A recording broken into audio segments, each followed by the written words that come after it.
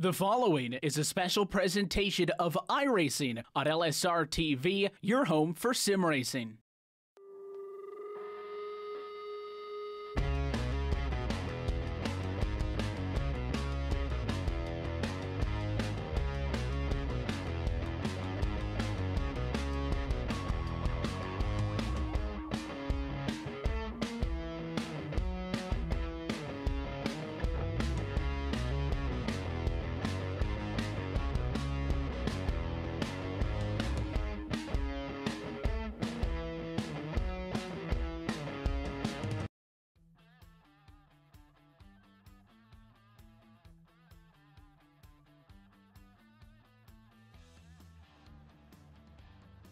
Good evening, sim racing fans, and welcome to tonight's continuing coverage of the RealSimRacing Full Throttle Cup Series presented by English Auto LLC. It's elimination night in Kansas, and that means after 125 laps of action, we will go from 12 playoff drivers to just 8.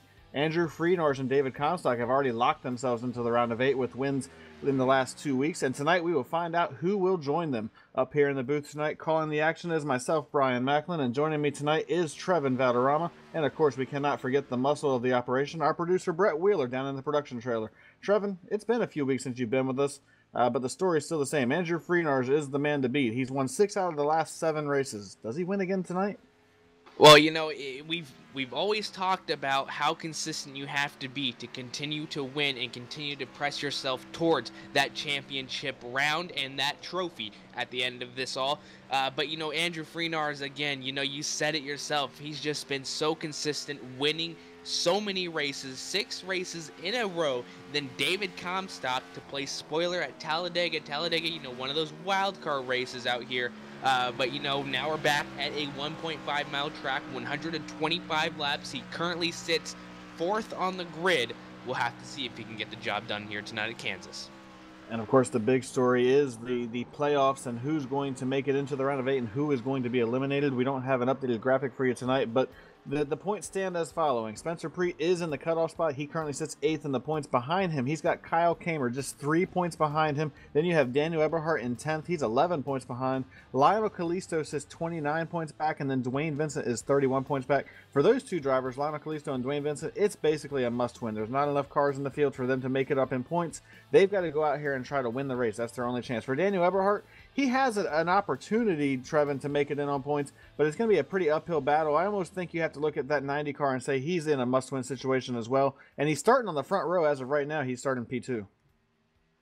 Yeah, absolutely. And, you know, this cutoff situation that most of these drivers are in is only going to make this race more exciting for us to watch and you, the viewers at home, because everybody is going to be fighting for their playoff life. And, you know, one of the interesting things about NASCAR and, you know, this kind of situation that we have going on is it's not just the playoff drivers. We have drivers in the mix that are not in the playoff grid at all. These guys are here to play spoiler. These guys are here to win their own races and continue to press on. But, you know, I just think it's so amazing that we only have a certain amount of drivers here actually playing for another playoff spot.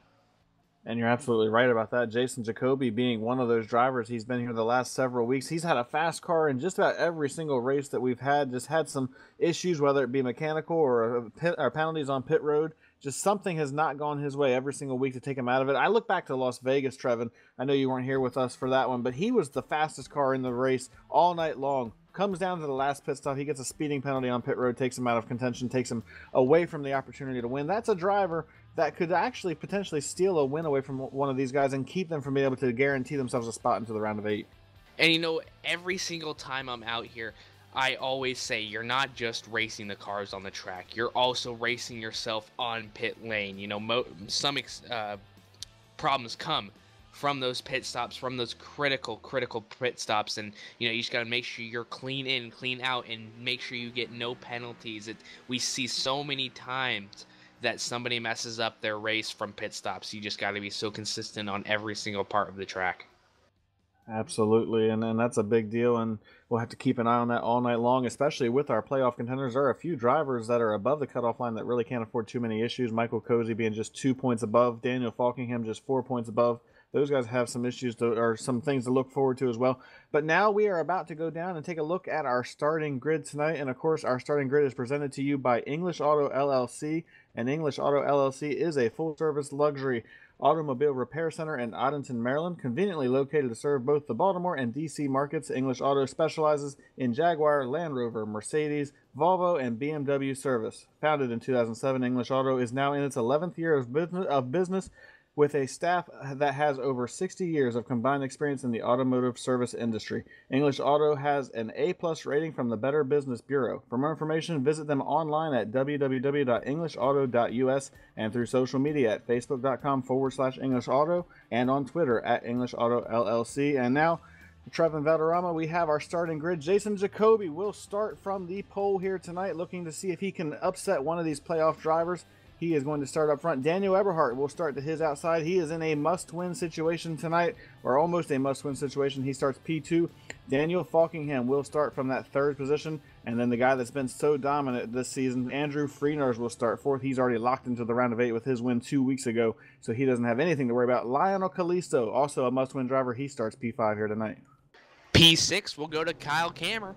P7 will go to Brandon Bowie. Number 19 and starting 8th will be Eric Stafford. Spencer Preet will be P9. P10 will go to David Comstock. He was your winner from last week. He will be inside the round of 8. David Washington will start from the 11th position. Then we have Seth DeMerchant starting P12. Shane Parrish will start 13th. Then we have Michael Cozy Jr. starting 14th.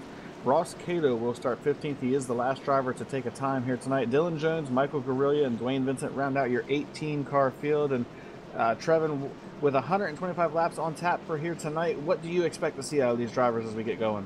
Well, in the beginning, I just see a lot of drivers just feeling out how it is around traffic, because watching practice, it was really just a group of 1 or 2, even 3 cars out on track at one time. But, these guys are just going to have to fill out how their cars are. It is a daytime race here at Kansas. It does not make things easy. The track temperature is 105 degrees, so there's going to be a lot of slipping and sliding here tonight, Brian.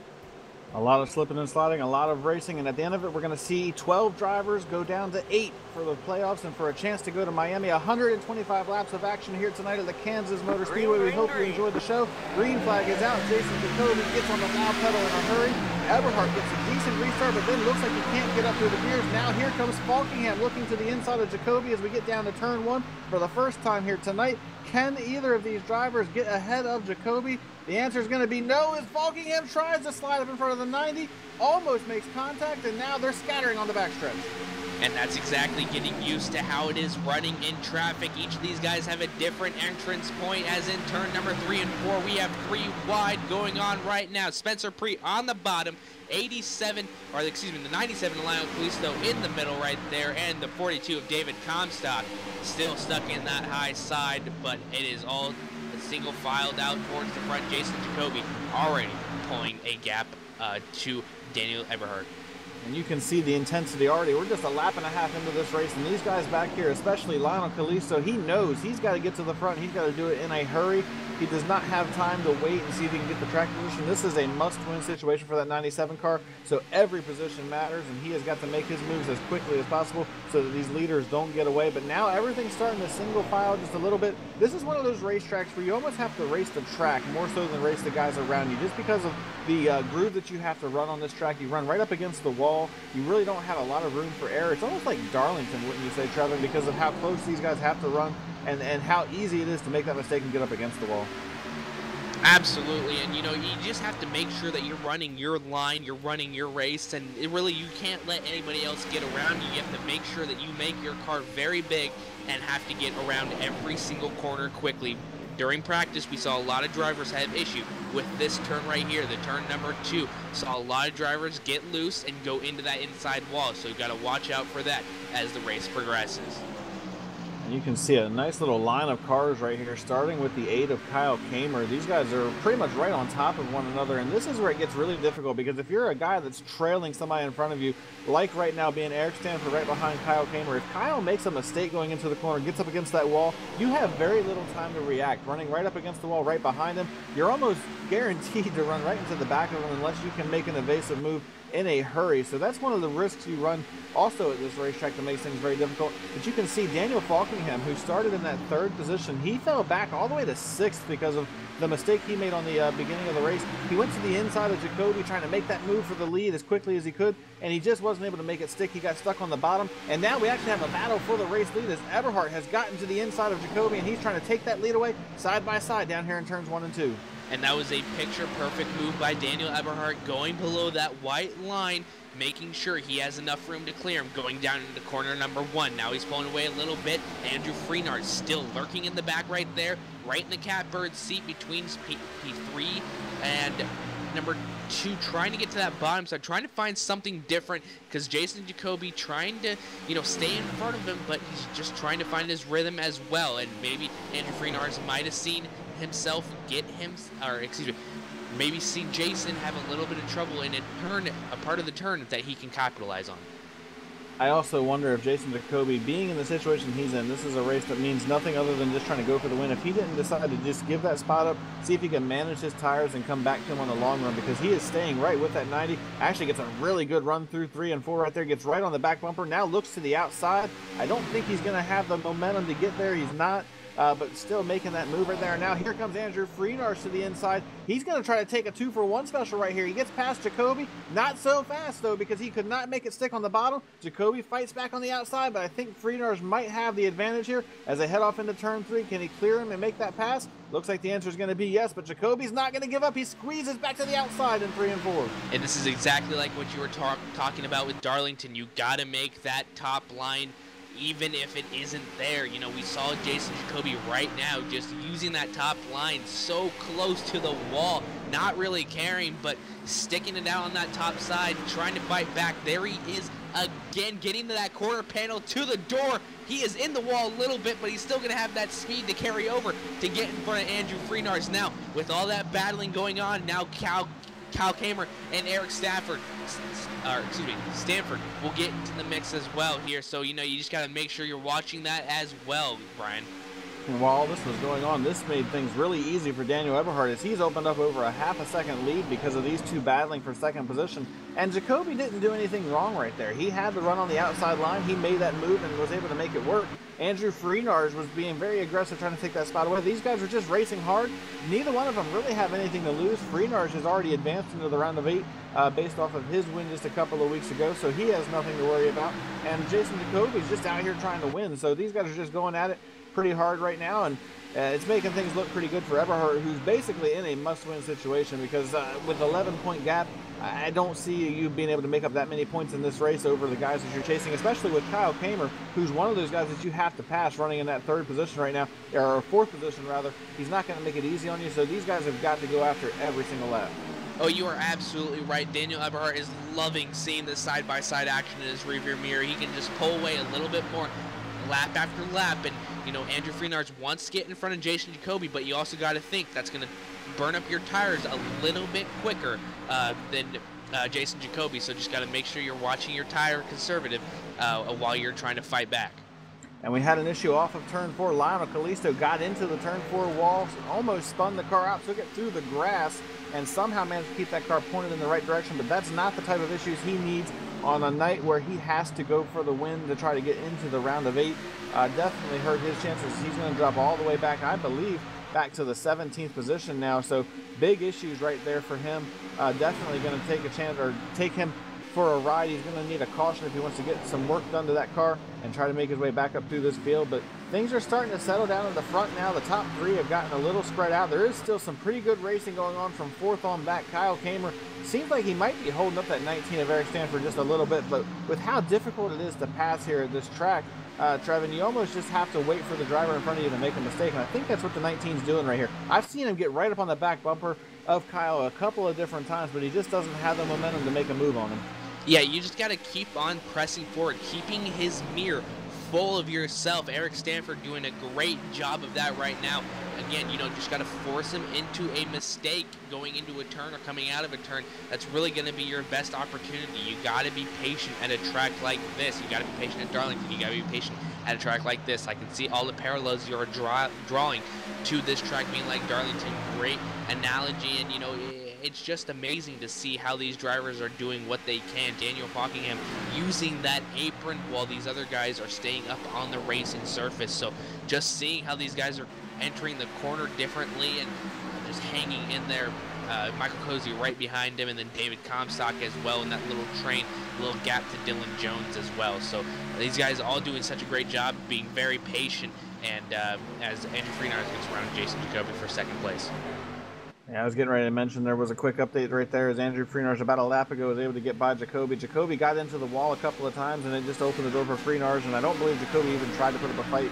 He just allowed the 88 to go on by. But we have a battle going on at the back of this pack right now between David Washington, Spencer Preet.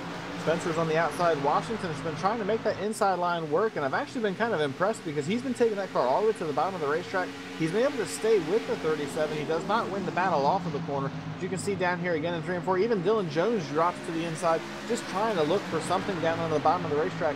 And one thing that might actually play into these guys' favor is the longer the race goes, with now that we have the dynamic tracks, where the temperature actually builds up in the track. Once the heat really builds up on the outside of the racetrack, there might be some grip down on the bottom of the track to give these guys a chance to make some moves down there. You see Dylan Jones once again. He tries to get to the inside of that 42 of David Comstock. Can't make it work. Tried to squeeze up in front of Spencer Preet, but now he's stuck on the inside line once again. But he seems committed to running down there as he just does not want to give up that line. Now look at David Washington. Is he going to try to make it 3 wide down here in 3 and 4?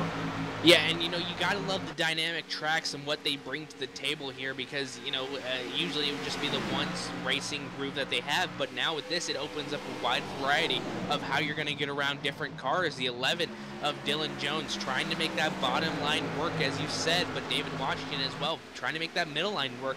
3 wide currently for a second now as Spencer Preet dives down to that middle lane, but everybody else gonna go into line real quick down the backstretch. Then number 98, David Washington, going to try a different line as well as Dylan Jones. You know, Dylan Jones also a very consistent driver here in RSR Full Throttle Cup Series. He has currently 5 wins on the schedule, last time winning at Watkins Glen, so he's looking for the 6th win. I'm sure he'd like to get here tonight at Kansas. Yeah, it's been a few months since Dylan Jones went to victory lane. Not to say that he hasn't been competitive. He's been very strong through all of these races in the playoffs. Just hasn't quite got back to victory lane. Of course, nobody's really went to victory lane. Andrew Freenars is basically the only driver that's went to victory lane since the middle of July, aside from Dylan Jones. And actually, you can go all the way back. If you look past Talladega last week when David Comstock won, you have to go all the way back to June to find the last or the most recent time that a guy not named Dylan Jones or Andrew Freenars won. That was Michael Guerrilla all the way back at Sonoma. So it's been a long time since different drivers have gotten to victory lane. David Comstock, of course, was able to make it happen, and Daniel Eberhardt's trying to make it happen, but that lead is starting to shrink just a little bit on the longer run. I see that 88 car starting to sneak into the picture. He's down to just a couple of car lengths behind our race leader, and this is the point of the run where Andrew Freenars just seems to be so much better than everybody every single week. Another 1/10.5 off the race lead that lap by, or last lap by. And I find that so impressive that he was able to dig to get Jason Jacoby and that second place position and still have something on his tires to run down Daniel Eberhardt. That's just what makes Andrew Freenars so consistent week after week. He is right on the back bumper now in turns 3 and 4, making his presence known to Daniel Eberhard. Now, the question is, does he lay back and just stay there because he knows he has the car, trying to force Dylan Eberhard into a little issue in a turn, or does he full-on attack? And while that's going on, we have a 3-wide battle going on. David Comstock, Spencer Preet, looks like the 8 of Kyle Kamer. These guys getting really aggressive with Kyle Kamer. He started to hold these guys up, so they made their moves to try to get by him, and it looks like he is getting shuffled back. He was 4th just a couple of laps ago. Now he's being shown in the 8th position, and I think he's going to lose just a couple positions more as Comstock gets by David Washington working on him, as is the number 17 of Michael Guerrilla. So the 8 car really fading on the older tires, and this is the point of the run where everything really gets crazy. And now the battle is back up front as Andrew Freenars is right on the back bumper of our race leader. And this is where things get really challenging because you know you've got the faster car, as Trevin mentioned. How hard do you push if you're Andrew Freenars? Well, it looks like the answer is he's going to push as hard as he can, and that's what you need to do. This is a potential championship contender. Daniel Eberhardt, if he could win this race, advances to the round of 8. He's been in the Final Four before. He knows what it's like to go to Miami and have a chance at the championship. If I'm Andrew Freenars, I don't want a guy like that in the round of 8. I want to try to knock him out by taking this lead away from him and putting him in a position where he may not be able to point his way in. Yeah, absolutely. And you can just see him tracking behind Daniel Eberhardt, trying to figure out when he wants to strike. I'm sure he just probably wants to wait until the first round of pit cycles to try and, continue to force him into a mistake, into his pit stall, or just continue to play back, because you still have 100 laps to go. Even though we've just clicked off 25 laps already, you still got a long way to go, and Daniel Eberhardt knows he is in a must-win situation here tonight. So Kansas is going to be a very big factor in how he continues with his playoffs. And we're on board with the 88 of Andrew Freenars right now. You can see what he's seeing as he's trying to track down that 90 car and see if he can't make a move for the race lead. And something else we have to think about, Trevin, is that with Daniel Eberhardt leading this race right now, he was on the outside of the cutoff. So where Spencer Preet would typically feel pretty safe being in the cutoff position, with Eberhardt out front, that's actually going to knock Spencer Preet back, and it would put Michael Cozy in that cutoff spot. So these guys that are back here chasing, they almost are probably rooting for that 88 car to get back out in front, which is probably a bit of an issue for these guys because they've seen him win so much. But right now, that's the guy you want out front, because you don't want Eberhardt to take away one of those 8 spots up front. Yeah, and it's so interesting that one little, position can change everything in the playoff picture so much. So just got to keep on pressing on, got to run your own race, and just hope for the best, because currently Michael Cozy Jr. outside the top 5 just by 1 position could easily get that through, because there's a lot of crisscrossing going on. You can see how close they are towards each other, and just hanging back and just until that first round of pit stop cycles, and then I'm sure it's all going to break loose. Well, and if you're Michael Cozy, you're ahead of the right guys. You're ahead of Spencer Preet. You're most likely right now sitting in the cutoff spot, because Spencer Preet was, with Eberhardt leading, that's going to knock Cozy back into that cutoff spot. He was 2 points ahead of Spencer Preet coming into this race, so right now he would have a 3-point advantage. Spencer Preet needs to be mindful of that, and he needs to know throughout the night, I need to get ahead of that 77 car. Oh, as we have contact off turn 4, Spencer Preet made contact with Stanford, and that opened the door for Spencer Preet to get by the 77 of Cozy. He's able to get a 2-for-1 right there to slide ahead and take that position. And that's exactly what Spencer needed, because as I was just talking about, he was behind him. That's also going to knock him out of the round of 8. Now he's got an opportunity, still needs to make up at least 1 more spot. That would put them in a tie, and then it would come down to the best finish in this round of the playoffs as far as who would move on. But right now he's got to focus on just trying to stay ahead of that 77 car and maybe try to pass a couple more guys. Yeah, and that 98 is still committed to that bottom line, trying to make it work, trying to get it rubbered in for later on in this race. We saw Andrew Freenars kind of ducking down in that beginning of the run, trying to get something else working. So, it could come in at the end of the race, and that could change everything here in the last couple of laps. You can see how much he's taking off of Michael Cozy Jr. in every single turn right there. You see him dive down all the way to the bottom, kind of keeping those right sides on that hash mark, and then coming back up to that side panel of the number 77. And he has done such a good job making the inside line work. He hasn't made a lot of positions up doing it, but he has just been very consistent staying down there, and he's not losing any time to these guys. He's staying right with them. And I just firmly believe if you keep working it down there, as the top of the track gets a little bit of heat in it and the rubber starts building up there, the inside line might actually come in just enough to where you can make those moves and make it successful. So kudos to Dave for sticking it out and continuing to make that inside line work. And I think it might actually eventually pay off for him. But right now, he's got to worry about that 42 of David Comstock, because as he leaves the outside line open, like he did right there, here comes Comstock looking to the outside. That's going to give him an opportunity to try to take that 7th position away. And they're side by side down here in 1 and 2. You can see the advantage that David Washington can get through the middle of the corner. But as they work on the corner exit, this is where the outside line really has the advantage, as Comstock's able to carry that speed off the corner. Didn't quite get the run that he was looking for, but still able to stay to his outside. And now as they work down in 3 and 4, he's going to have a chance to do it all over again. Yeah, David Comstock still working that outside line, doing pretty good on that. Now door to door with the number 98, David Washington, pulling off a little bit more. It could work out for David Washington in the long run. We could get a little bit more grippy down there and help him out. Now he's just got to hope that David Comstock runs into the wall a little bit on corner exit and slows his momentum down. But, you know, you got to appreciate what David Washington is doing, just staying on that bottom, being so consistent, as you said, to continue to run. Now Michael Cozy Jr. into the wall just a smidge, gonna slow his car down a little bit. David Comstock now like blood in the water, trying to search for that little extra position to go on into the round of 8. Well, Comstock's already locked into the round of 8, so he's just out here looking for another win just to try to solidify his spot in that round of 8 and make him have a little bit more momentum as they head into that round. We talked to him last week, and he feels like he's got a really good chance. Oh, as the 17 of Guerrilla gets into the wall, Seth the Merchant sliding on the backstretch. Can he save it? He's down on the apron. Somehow he holds on to it. A big, big moment. The 57 still trying to hold on to that car. Not sure what happened there coming off of turn 2. It looked like Guerrilla might have got just a little sideways, and it slid him up into the wall, and Seth just had to react, and I can't believe he was able to hold on to that car. Yeah, great job done by Seth the Merchant to keep his hopes alive for winning this race, and, you know, just able to have the presence of mind to get out of the gas and just continue to hold on to that car. It doesn't matter if you lose positions as long as you're in the race still. Now falling back to 12th position, he can easily make up those spots. He's going to come down pit lane right now knowing that he doesn't have enough tires to make to the end after just burning all of them off. And you see him sliding ever so slightly into that limit line and makes it. So great job done by Seth the Merchant. And this was the question I was getting ready to pose. I wonder what kind of a strategy we're going to see here tonight. I believe you're going to see a mixed bag. I think with Seth the Merchant, he's just committed to a 3-stop strategy. You're going to see him pit here on lap 35, probably again around lap 70, and then again around lap 100. And I think that's going to be it. For the rest of these guys, I wonder, are they going to try to go with a strategy like that, or are they going to go for a 2-stopper? Because you could go to lap 45 and then pit on lap 90 and then run to the finish. So assuming this thing is going to stay green, we have a mixed bag of strategies, and Seth the Merchant was the first guy to come in, and he's going to have an advantage for a handful of laps because at this point of the run, they're almost 3 seconds a lap slower than they were on fresh tires. So when he gets back out there, he's going to be able to make up a tremendous amount of time on some of these guys.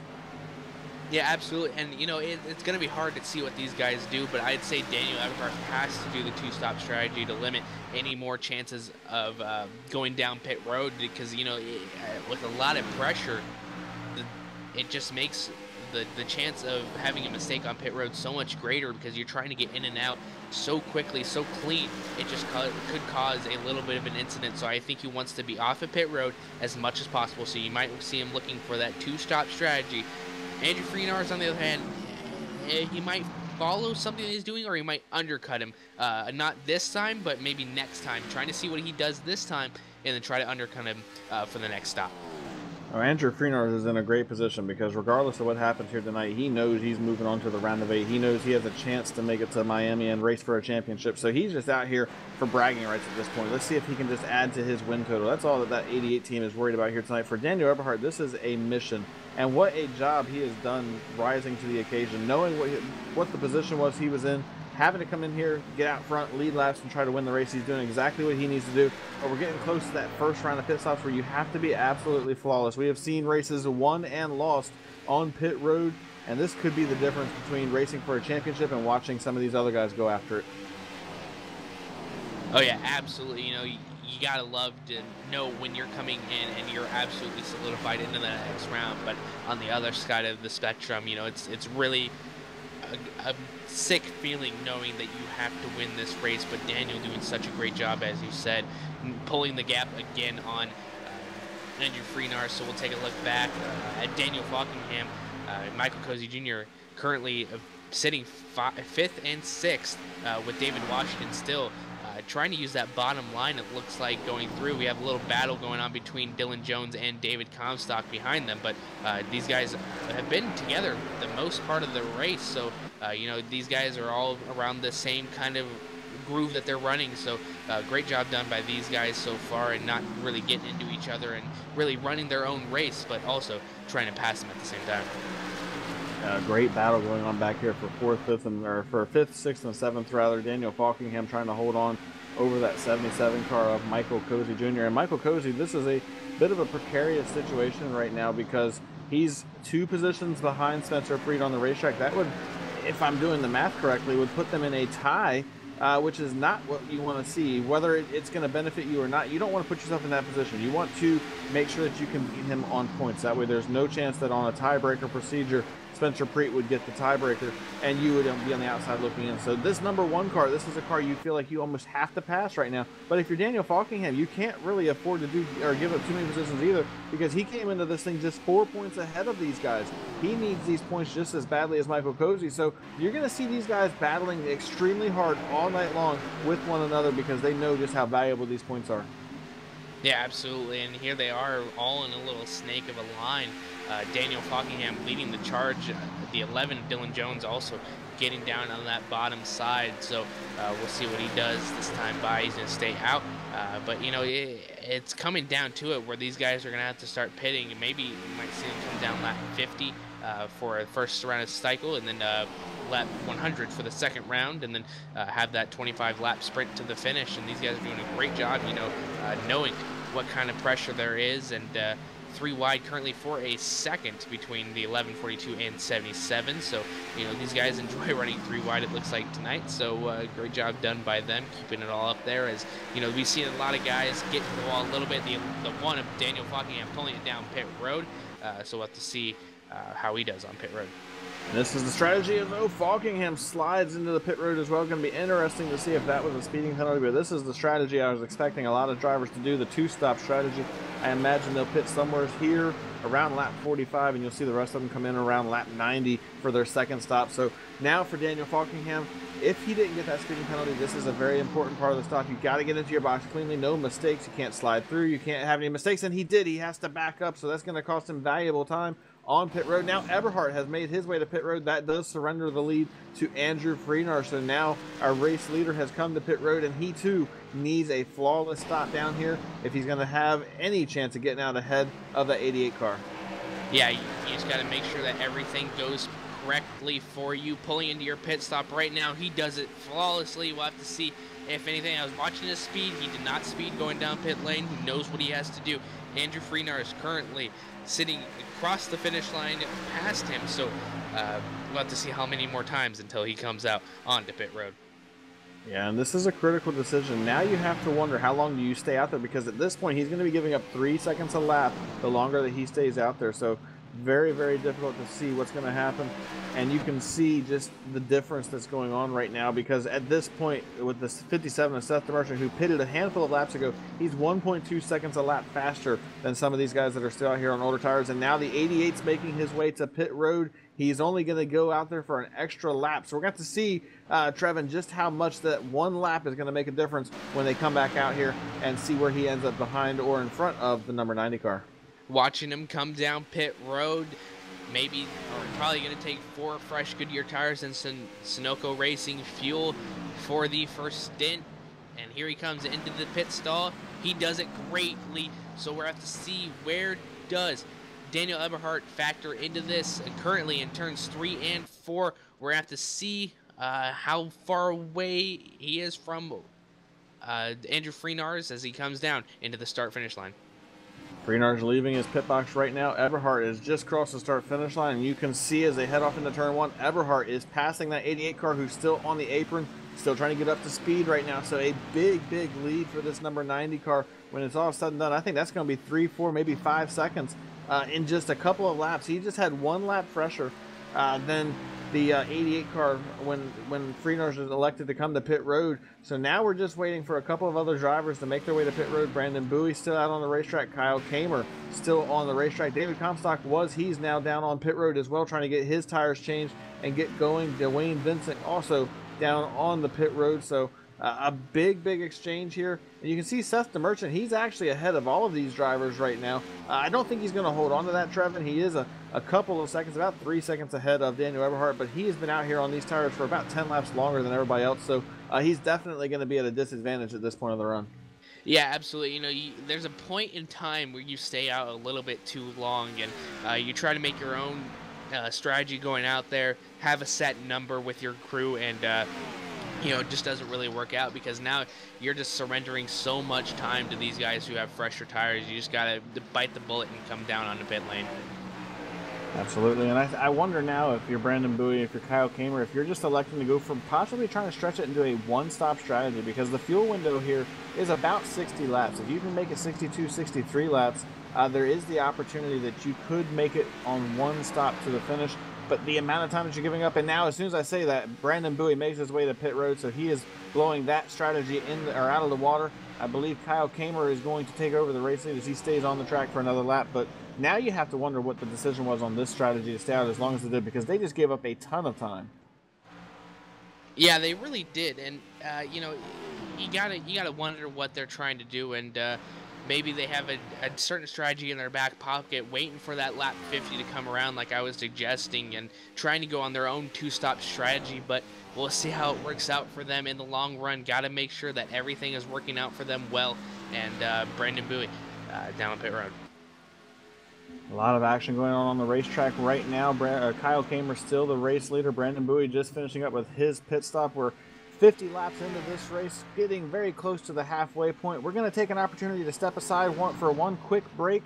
When we come back, we'll catch up with all the action, see what's going on with the pit strategies, and keep you informed on everything that's going on with the playoff picture. This is LSR TV. We will be right back.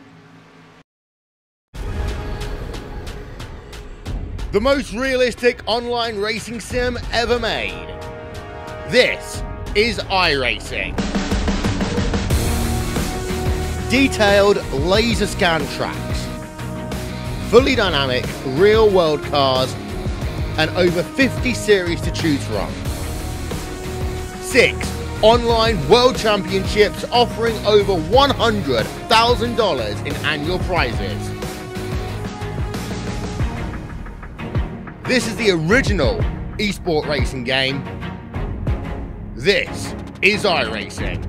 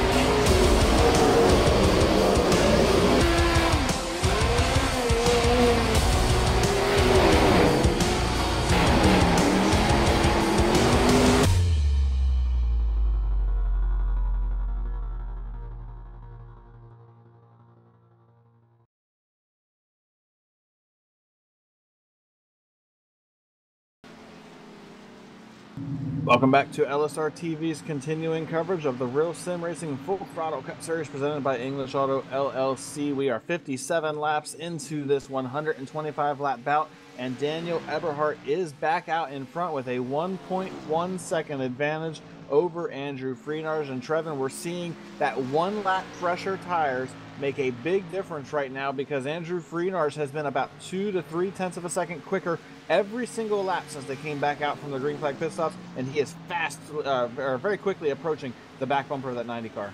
And that's what makes him so consistent week in and week out. He knows what he has. He knows what his car has to offer for him, taking notes during practice, and now he's applying it to this racing laps here tonight at Kansas. Does such a great job week after week, and exactly we are seeing why he is as good as he is and as dominant as he is. And as we get further into this race, we're getting very close to the halfway point of this thing. And I look at the 57 of Seth DeMerchant for just a moment, and I have to wonder if this strategy is going to work out for him, because he pitted around lap 35. Based on that, you would expect to see him come back to pit road in about 10 laps around lap 70. And then he's going to have to make another pit stop between lap 100 and lap 105. That puts him in a window where he's only going to have 20 to 25 laps to make up as much time as possible and try to put himself in a position to go after these guys. I don't know if this is going to be the race-winning call, but it definitely got him some track position. Should we get a caution, he went all the way from running back on the back half of the top 10 up to that third position. Yeah, definitely an interesting strategy call, but it's working out for him at the moment. If anything, I'm sure he would be happy with a top 3 finish. Now, we're just going to have to see how it works out for him coming throughout the rest of this race. As you said, we're almost halfway through this whole entire 125 laps, so you know, he still has a bit of a chance to make it through. He's gained about 10 positions so far. I'm sure he can gain another 2. You see his car just coming out of turn 2 a little bit sideways. He got the wall last lap, making sure he can keep on handling his car throughout each and every single turn. It is worth noting that Kyle Kamer had some issues during his pit stop, as he is now currently scored in 17th, 1 lap down. So some issues there for the number 8 car. I believe he might have got a speeding penalty, which cost him a tremendous amount of time on the racetrack, and that's not good for a guy who's trying to make it into this next round. He was 3 points out coming into this race, so not good. But we have crossed the halfway point of tonight's race, so we're going to take a look at our iRacing Midway Race Break, brought to you by iRacing, the world's premier online racing game with professionally organized racing from NASCAR, IndyCar, IMSA, and more. And it's been this story for quite a while. Daniel Eberhardt is out front. He does have that 88 car fast approaching, who is Andrew Freenarz in that second position. Seth DeMerchant currently sits in the third position, followed by David Washington in fourth. Then we have Jason Jacoby running in fifth. Running in 6th will be Spencer Preet, coming from P9. Coming from P16, currently running 7th, will be Dylan Jones. Daniel Falkingham in P8. P9 will go to Michael Grillia, and David Comstock will be starting where he's currently started from the grid, P10. Michael Cozy Jr. runs in the 11th position right now, trying to make his way into the round of 8. Eric Stanford currently sits in 12th. Brandon Bowie not having the night we expected him to have. He's currently sitting in 13th. 14th goes to Lionel Calisto, who's in a must-win situation. This is not what's going to make it happen for him. Dwayne Vincent is also in a must-win situation. He's currently in 15th. Ross Cato is the last car on the lead lap, running 16th. Then we have Kyle Kamer in 17th, 1 lap down, and Shane Parrish, who has exited the race early. He is 18th, and he rounds out our 18-car field. And that's been a look at our iRacing Midway Race Break. For more information on the wide variety of sim racing possibilities online, visit iRacing.com to sign up today. And we got to get back to the action in a hurry right now, because Andrew Freenarz is all over the back bumper of our race leader. He is caught and is working on trying to pass the number 90 car for the race lead here in Kansas. It was only a matter of time before he got to that back bumper. He's currently working on Daniel Eberhardt. Daniel Eberhardt trying to hold him off as much as possible. The 88 right there, maybe looking for a mistake from the number 90 machine, maybe forcing him into one, knowing that it is easy to catch the wall in turns 1 and 2 and 3 and 4. So we're have to see how it all works out for that 88 machine. And we have seen time and time again, it is extremely easy to run down somebody at a racetrack when you're faster than them, but actually making the pass and taking that position away from them is a completely different story. And I think that's what we're seeing here right now. Andrew Freenarz was so much quicker than the number 90 car, but now that he has gotten there, where does he go with that run? Where does he go with that speed? Because the bottom of the racetrack has not come in like I think some of us might have expected here tonight, and he can't make the inside line work. He can go down there and take a chance, but it doesn't necessarily mean the car is going to stick when he goes down there. He's more than likely going to have to wait, as you mentioned, Trevor, for a mistake out of that 90 car before he can capitalize and try to make a move for the lead. And the thing that we've been seeing here time and time, when these cars get a great run, like you've suggested, you know, you just got to get to that back bumper. Maybe give him a little tap going into the corner, give him a little extra motivation to get himself into that wall as we've seen so many drivers get so close to time and time again. You see the 88 getting so close, trying to get a great run. You really can't go on that bottom side just yet, as we saw the number 98, David Washington, trying to do so earlier on in this race. But it's just that track isn't at the point where it is, and it's just the daytime conditions do not make anything easy on these guys here tonight at Kansas. Absolutely not. It makes it a very slick racetrack, makes the grip levels really low, and makes things difficult for these guys all the way around. It's worth noting that these two drivers are in a zip code of their own right now. They're on top of each other, but then to go back to third place, you got to look back almost 8 seconds back to Seth DeMerchant, 9.5 back to Jason Jacoby and Spencer Preach. So these two have checked out and made this a race between the two of them. If they don't make any mistakes, if they don't get into each other and potentially take each other out, this is a race between the two of them going after it for the race win. For one of these guys, it's a chance to make it into the round of 8. For the other, it's just bragging rights to see if he can add another win to the win column for the season on a season that has been so dominant by the 88 car. So just a battle of two tails between these two drivers right now. And the 88 knows how to win. That's not in the question. It's just he has to know when the right time to pass is. He still has quite a few laps to go here tonight, about 50 laps, 55 laps to go here tonight at Kansas. So he has enough time, and he just needs to know when the right time to strike is. Absolutely, and a pretty decent battle going on right now between Jason Jacoby and Spencer Preet right now. That's for 4th and 5th, as Spencer Preet has just been trying to do everything he can to try to take that position away, fighting for his virtual life right now to stay in the top 8 in points, knowing that Daniel Eberhardt is out front. He needs to make up some ground and try to get ahead a couple of these guys, which he's doing a pretty good job at right now. With Michael Cozy having a bit of a slower pit stop, he fell back to 11th. That's going to give him a big buffer over that 77 car. I look ahead to Daniel Falkingham. He's also got a few positions on Falkingham, so that's potentially 2 guys that he could leapfrog to make his chances of moving into the round of 8 just a little bit easier here tonight.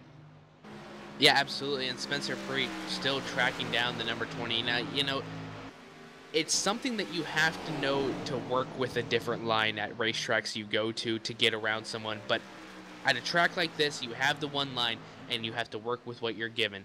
You know, it's really hard. It's really frustrating with these kinds of tracks that you just have that one line, because you know you're faster than the guy in front of you, but you can't go anywhere with it, because if you try to go to that inside, it's just going to give the guy on the high side a better run coming off the corner, and all that work is done, and you've used up a little bit more tires than you'd like. So it's really just a waiting game here at a track like this, and you know, the frustration is going to get to a driver like Spencer Preet, because you know, you just gotta, you're tired of waiting behind a car you know you're faster than. So you know, patience might wear thin within the next couple laps.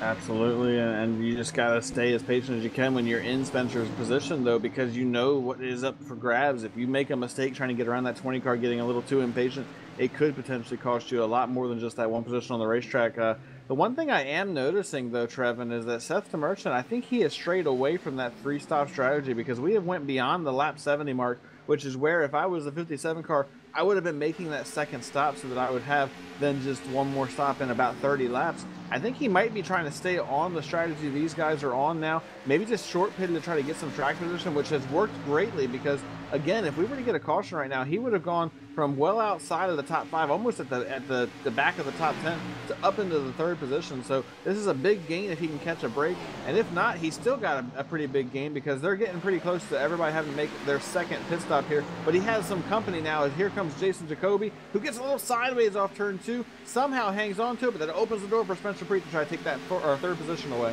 Him and Spencer Preet both got into the wall simultaneously. Spencer Preet was able to recover, but Jason Jacoby never got out of the gas from that middle of turn 2, and that's exactly why he got sideways, because when he hit the wall, it upset the car, and he just never got out of the gas trying to get that position, or keep that position.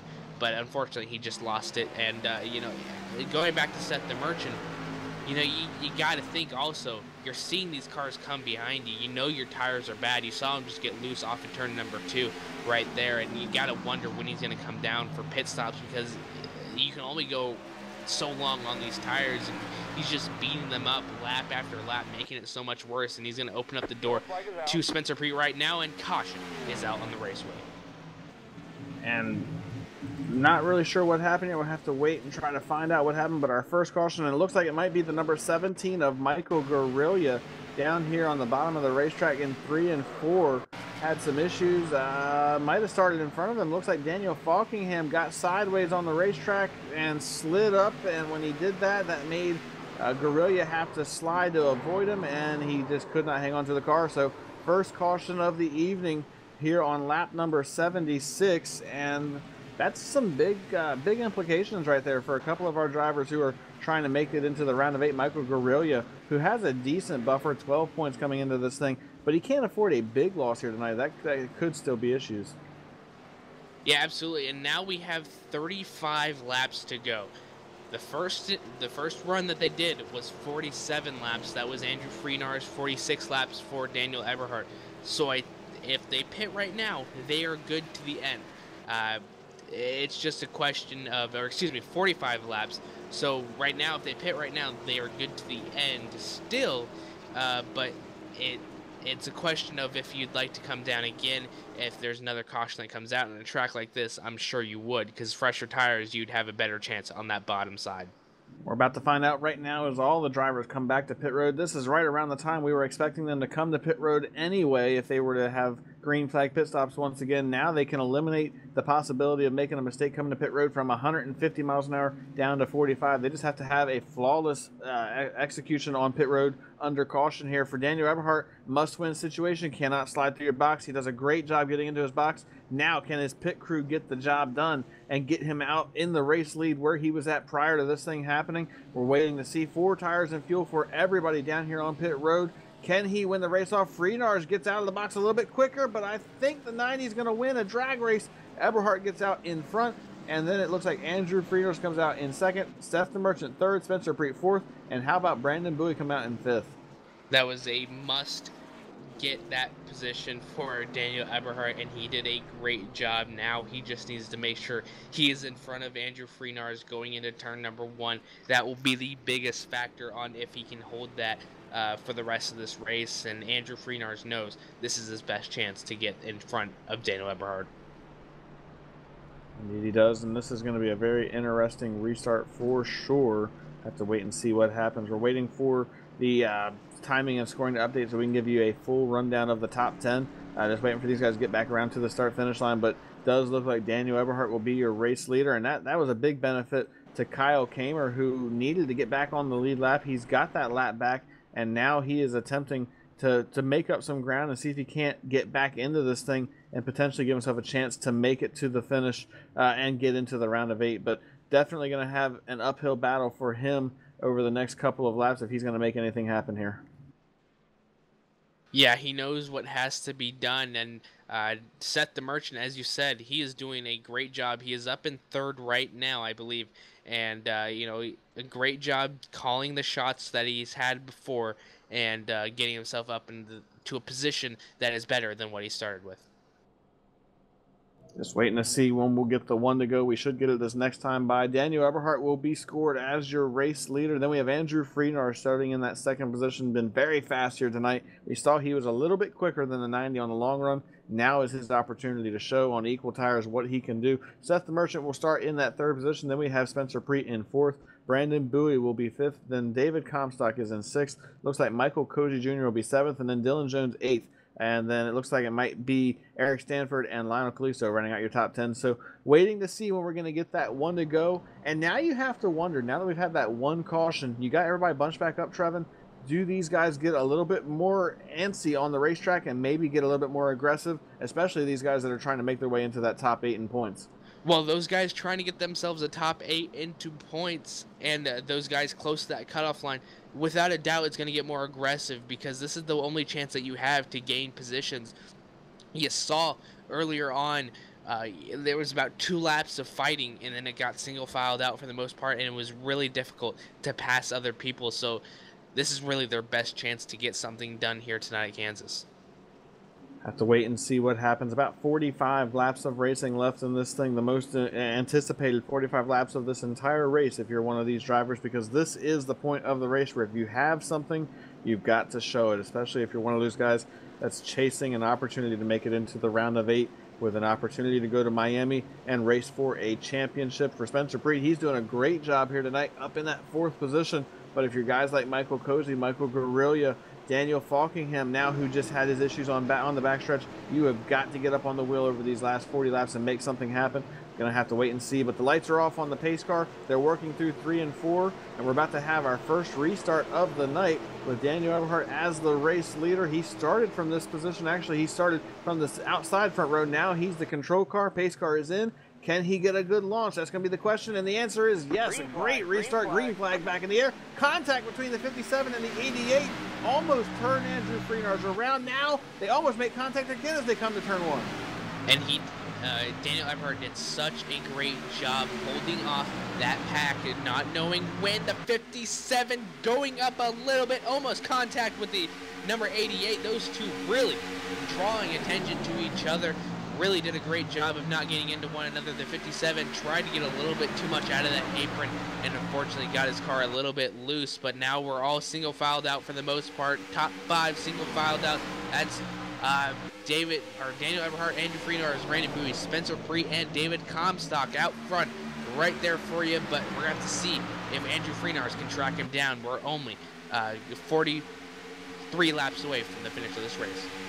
43 laps away from the finish, and Brandon Bowie, who did not have the start to this race we expected, well, now he is where he needs to be, running in that 3rd position. All of a sudden, the 43 car looks really fast as he is staying right with the 88 of Andrew Freenars and the 90 of Daniel Eberhardt. And if you're Brandon Bowie, this is an opportunity to make a statement to that 88 car. You almost have to believe that Andrew Freenars will be in the Final 4 at Homestead. He's been so strong all season long, and barring some type of a massive letdown in the next round, you have to just believe he's going to easily point his way and if not win one or more of the 3 races to make it in there. But if you're Brandon Bowie, this is a chance to say, hey, I'm just as good.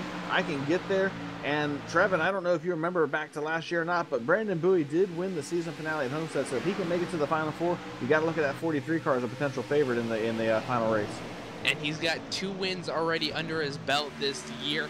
Last one coming in June at Michigan. So definitely doing a dry streak right now. I'm sure he'd love to get himself a victory here, but you know, it's just so difficult to pass other people. You can see him tracking the number 88 of Andrew Freenars, but just so difficult to get around, and Spencer Preet right behind the number 43 as well.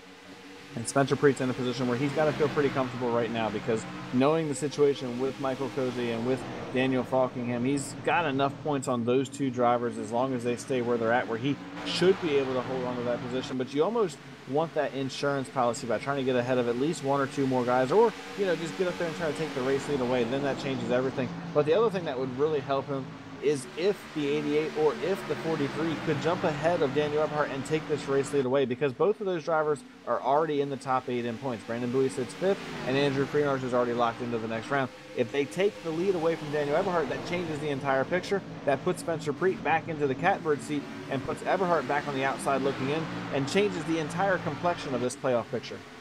Yeah, and you know, it goes back to one position can change the whole entire playoff picture.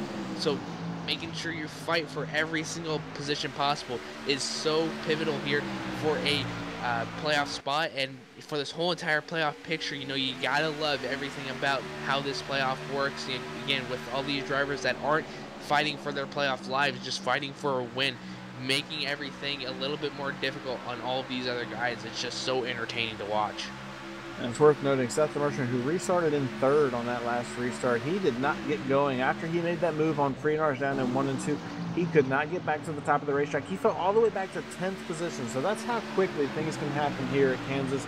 If you don't get in line in a hurry, you can just get trained on the bottom. It's almost like getting hung out of the draft at Talladega or Daytona, where you just don't have any drafting help, except you just can't get back in line because there's so much momentum on the outside line. If you try to pull up in front of somebody, you could potentially cause a big wreck. So you just have to stay down there and hope that you can find a spot in line eventually where you're not going to cause any issues. And for Seth the Merchant, all that track position that he gained by short pitting, he just gave back in one corner, basically. I mean, that was a pretty big loss for the 57 car. Yeah, the 57, you know, he got a little too much out of that apron and sent his car a little bit uneasy, and was able to save it again for the second time tonight, but just lost that track position as well. As you know, these laps are taking off so quickly. Soon it's going to be lap 100. That's going to mean 25 laps to go here at Kansas, and the next thing you know, it's going to be 15, 10, 5, and then it will be the finish. So Andrew Freenars needs to capitalize quick if he's going to at any time soon. And on the flip side of that, if you're Daniel Eberhardt, you're thinking, I want these laps to click off as quickly as possible. I want to see the white flag right now. I want to just see this thing be over with so that I can go to victory lane and know without a shadow of a doubt that I'm going to the round of 8. And for Daniel Eberhardt, it has been a very long time since he went to victory lane. Of course, he did win the All-Star race back in May, a non-points race, but the last time the 90 car went to victory lane for a points race, back in March at Fontana. So it has been a very, very long season for this number 90 car. Not had the season that he's been looking for. He's had some good runs. He's had some ups and downs, but more downs than ups, really. I mean, has had a good playoff run so far, but even the playoffs haven't been great because he's on the outside looking in based on points right now. Yeah, he is, and you know, just trying to fight everything that he can. You know, there's always two different ways to a picture, and you know, some drivers are saying let this be over. Some drivers are saying drag this out a little bit longer, and you know, these guys have done such a great job. Knock on wood, only been one caution here tonight. These guys know how to handle each other under pressure and handle each other against each other's other drivers, and you know, this is really what makes this the best racing league out there. Just so many great drivers here showing off their talent lap after lap, week after week, so just gotta love it. As the 77 currently sits in that 7th position, getting tracked down by Lionel Callisto and the number 98 David Washington. Number 98 David Washington has really given up that low line workage and still up high for the most part here at Kansas. Indeed, and as these laps tick off, if you're one of these drivers, now you're starting to look at this thing and you're thinking, I need a caution so that I can try to make a strategy move, like a Michael Cozy, Lionel Callisto, any of these drivers that are hanging out in the back right now. If we were to get a caution right now, I think you almost have to go for a 2-tire call or stay on the racetrack and hope that you can catch a series of cautions at the end of this thing that might keep the track position for you. This is the point of the race where if we were to get a caution, Trevin, you'd see a Hail Mary attempt to try to make something happen. As we have a side-by-side battle between David Comstock, Dylan Jones. That's for 5th and 6th. Dylan's trying to make the inside line work, but Comstock has the outside advantage, and he was able to hold on to that spot to stay inside the top 5. The 11 tried to cross him over going down that front stretch, but the 42 just had too much momentum going down the front stretch. Comstock still out in front of Dylan Jones. Dylan trying to make a move on that bottom side last lap going down the back stretch. Let's see if he does it again. It does not look like he's going to be tracking him into turns 3 and 4, trying to get him a setup going down the front stretch most likely. But, you know, the more these guys fight, the more it's going to bring Michael Cozy, Lionel Callisto, and David Washington back into the picture. So just got to keep your eye on that. These guys are very close together with Seth the Merchant a little bit behind. But these guys really have been running together all race long, so they know what they each are battling with and what they each all have to give. So, you know, it's really getting down to the wire right now, and these guys are fighting tooth and nail. Indeed they are, as every position matters if you're one of these drivers like Michael Cozy, who knows he needs to get within 2 spots of Spencer Preet at this point to try to tie at this stage. I mean, you don't want to tie, but it's better than being a point behind. So if he can gain 1 more spot, get ahead of Dylan Jones or get ahead of David Comstock, that would put him in a position where those two should tie for points, and that would give him at least a chance to advance into the next round based on the best finish of these last couple of races in the playoffs. So it's just such a tight race right now, and that's what you'd like to see, the competition. And I talked about it with Evan before this round started. This was the round of the playoffs where you could not pick 4 drivers that you thought would not be able to advance into the round of 8. All 12 of these drivers have been so competitive all season long. They've been able to put together good races. It came down to who was going to have the fewer mistakes, and that's exactly what we've seen, and that's what's gotten the guys that are in the position to move on. That's why they are where they are right now. They've just capitalized and made the fewest amount of mistakes. Yeah, and, you know, consistency is such key here at these races as well. You know, you just got to make sure that you're, again, not making as many mistakes as you can and just minimizing everything that you have worked for this whole entire season. You know, it comes down to these last couple of races here, and, you know, these guys just want to do everything that they possibly can to make sure that they get themselves to Homestead, Miami, and to that checkered flag at the end of this thing. And we're getting down to it right now is when the leader crosses the start-finish line. This next time by, it will be just 26 laps remaining here at the Kansas Motor Speedway. And for Kansas Speedway, rather, Daniel Eberhardt wants to see the white flag, though. He doesn't care about 26 laps to go. He wants to see the white flag as he's holding on to a slim 0.3 of a second advantage, now 2.5 of advantage over that 88 of Andrew Freenars. These guys are not getting away from the likes of Brandon Bowie and Spencer Preet like they did at the beginning of this race. In that first long green flag run, we saw almost 10 seconds over the rest of the field. Now you can throw a blanket over the top four. There's less than a second separating these four drivers. Brandon Bowie, Spencer Preet, they're staying right there. If something were to happen between these two drivers up front, they start racing for the race lead, we could have a four-way battle for this thing. Yeah, we could, and even if a caution comes out, you know, these guys are going to all come down pit road. It's going to be a really, really intense first couple of laps because these guys are all going to throw it down into turn number one, not really caring. You know, got to make sure that you make your own moves and making sure that you make a hold that's not really there, because at the end of the day, you got to get yourself into the next round. And you know, these guys are all going to be trying so hard. You know, still 24 laps to get something done. Brandon Bowie, Spencer Preet still lurking in the background, like you said, and Daniel Eberhardt just feeling all the pressure in the world on him to get through to the round of 8. And there was a big moment on the backstretch just about a half a lap ago. Lionel Kalisto and Seth DeMerchant got together coming off of turn 4, put Kalisto in the wall. Actually, it was Kalisto and Michael Cozy getting together, and then Seth DeMerchant just had to make an evasive maneuver and drifted down the entire backstretch and partially through the corner, just trying to hang on to that car. No caution, going to keep these guys going straight, but some pretty significant damage to the 97 of Lionel Kalisto, and that was a desperation move by the 77 of Michael Cozy, because he could not afford to give that position up to the number 97 of Lionel Kalisto, much like he can't afford to give up the position to David Washington, who's all over him right now trying to take that position away. He needs every point he can get right now, but he is very much so in trouble because Washington is a lot quicker right now. Looks to the inside. This is not a position he can afford to give up, but here comes Washington trying to take it away. Michael Cozy Jr. needs to fight back very hard on that outside line. He's doing it right now, doing everything that he can to get the best run off that high side. David Washington was there for a good amount of that front stretch. He only needs a little bit of better setup to get around him as the 77 gets into the wall. Now we'll see if the number 98, David Washington, can capitalize. Going down the back stretch, he's in the wall again. Now the number 98 goes on the bottom side, and that just shows that one little mistake in one turn can change your whole entire race. The 97 now looking to capitalize as well on that one little mistake. And that one little mistake just cost Michael Cozy another point to Spencer Preet, which is not what he needs if he's going to try to advance. And now the chances of this number 77 car moving on to the round of 8 just seem like they're getting slimmer and slimmer with every lap that passes. 21 laps remaining in this race, and that 77 car is not handling good at all. You can see David Washington is driving away. Kalisto closing back in on the back bumper of him, trying to make a move for that position as well. And you've got to wonder, after the contact these two had a couple of laps ago, will Kalisto retaliate in any way when he gets back to the 77? He could try to put the number 77 machine of Cozy into the wall as we get down to it. 20 laps remaining in this thing. 20 laps till we know who's going to be in the round of 8. Yeah, really just an intense couple of laps so far for the number 77. Also feeling a bunch of pressure like the number 90 of Daniel Eberhardt. The number 77 trying to keep it out of the wall as much as possible, knowing Lionel Kalisto is right on his doorstep as well.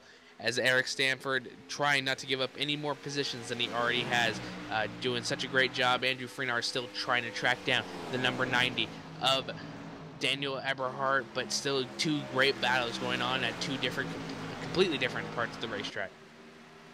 Two great battles going on. Andrew Freenars has been mirroring the number 90 of Daniel Eberhardt for pretty much this entire race.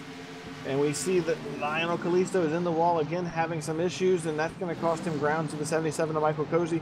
Allows Eric Stanford to get to his inside, and that's going to give him a chance to take that position away, but he can't slide up in front of Kalisto, and Kalisto will hold on as Cozy goes around on the front stretch, spinning down on the apron, and the caution is out as he slides around. This is exactly what he did not need. I don't believe anybody made contact with him, but all the track position that 77 car had is gone. And now, with less than 20 laps to go, you can see the replay on your screen. we have a caution that's going to bunch these guys back up, and pit stops once again are going to play a factor in this race. Yeah, and you just saw the number 77 pushing all that he had. He saw the number 97 get into the wall, maybe wanted to make up a little bit more time that he had lost, but just pushed that number 77 machine too hard, and the Chevy just couldn't handle it and went to the wall. Unfortunately, was not able to hold on to it. That brings out our second caution of the night, and I have a feeling it won't be our last. Yeah, I have a feeling you might be right, as we just had about a 30-lap green flag run. These guys are definitely going to have to come back to pit road, but we're going to go back green with less than 15 laps to go. And now if you're one of these drivers that's trying to make your way into the round of 8 in a must-win situation, Lionel Kalisto, Dwayne Vincent, even Michael Cozy Jr., who just had issues, if you're in the shoes that these guys are in, do you take a chance and maybe stay out or go for 2 tires? It's a big gamble, but that might be your only chance at getting up there and giving yourself a shot to make it into the next round. Yeah, absolutely. And, you just got to make sure that you're so clean on this pit stop, making sure you're down and away into the right speed. And we'll have to see what Daniel Eberhardt, if he does have the amount of pressure on the shoulders, just trying to pull into pit road right now. He doesn't want to make any mistakes to give up position to Andrew Freenars, as here he comes, down and away into his pit stall. Into his pit box. It looks like a flawless entry to pit road here. Now the decision is going to be 2 tires or 4 tires. I think if you're the race leaders, you have to go for 4. Be interesting to see if anybody in the middle of the pack or in the back of the pack goes for 2. Looks like everybody, though, going to make the decision to go for 4. Now the question is, can anybody beat Eberhardt out of the pits? The answer is no. Daniel Eberhardt easily wins the race off of pit road. Andrew Freenars will come out in second. Then we have Brandon Bowie out in third. Looks like Spencer Preet came out in fourth. David Comstock top 5. So the entire top 5 stays exactly the way it was before this all changed. And I have to admit, Trevin, I'm kind of surprised none of these drivers took a chance on pit road. I would have thought if you were one of these guys on the outside looking in, 2 tires would have been the call right here. Give yourself a fighting chance. It may not give you the win. It may not even actually get you into the round of 8, but doing it this way, you really don't give yourself much of a hope at all. Yeah, absolutely. And I can see both sides of this argument. This is the kind of track where you kind of need 4 tires to make something happen, because it's already so difficult for, you to pass with 4 fresh tires. We see every single driver, even the best like Andrew Freenars, has trouble getting around Daniel Eberhardt, and it's really difficult to see drivers going for 2. I can see that you got to take some risks, but I think that might have been a little bit too much of a risk if you took 2 tires. I think the other deciding factor might too have been that we have 17 of the 18 cars still currently on the lead lap. So if you make that move and you can't hold on to it, you could give up a ton of positions and potentially take yourself completely out of the hunt, where at least this way you're on equal tires, you have a chance to make some moves. But to the same rhythm, if you're Spencer Preet or Daniel Eberhardt or one of these guys that's on the inside, with a little bit of a cushion, Brandon Bowie, who's got a little bit of a cushion, even Dylan Jones, who has, I believe, 7 points over these guys. Yeah, 7 points.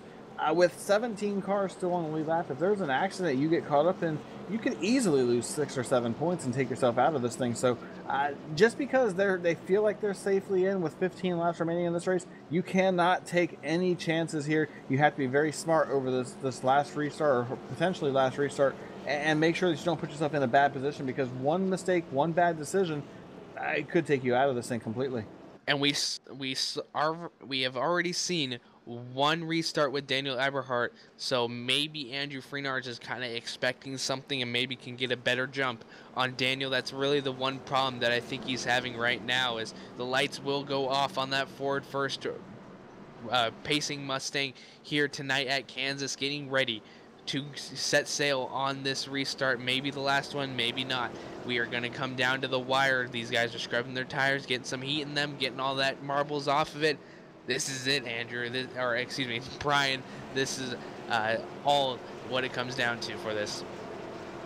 Yeah, we're going to have 13 laps when they go back racing here. We're going to rack them and stack them one last time. Daniel Eberhardt, your race leader. Andrew Freenar starts to his outside. Then Brandon Bowie, Spencer Preet start row 2. You've got David Comstock starting 5th. Dylan Jones is in 6th. David Washington 7th.